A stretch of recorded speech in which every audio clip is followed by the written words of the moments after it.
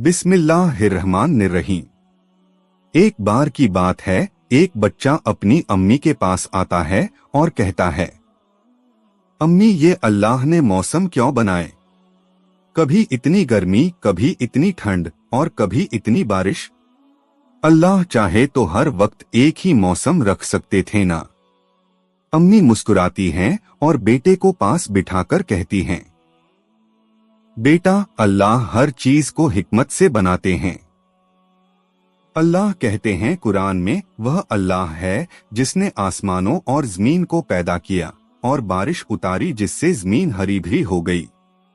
अम्मी समझाती हैं, सोचो अगर सारा साल गर्मी ही होती तो जमीन सूख जाती, पानी खत्म हो जाता, फसलें जल जाती। और अगर सारा साल ठंड ही रहती तो पेड़ पौधे जम जाते, लोग बीमार हो जाते। बारिश अगर ना होती तो पानी कैसे आता, जिंदगी कैसे चलती।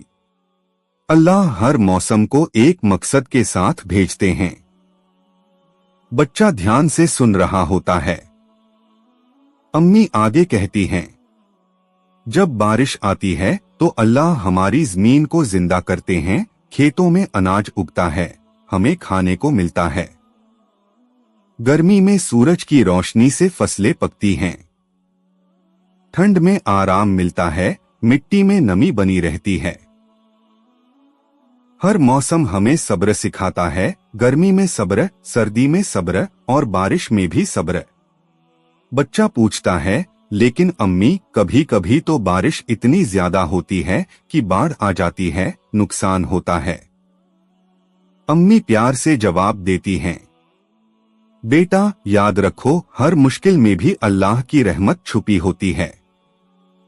बाढ़, आंधी या गर्मी की लहर, सब में इंसानों के लिए सबक होता है। अल्लाह हमें याद दिलाते हैं कि हम कमजोर हैं, हमें उनकी रहमत की जरूरत है।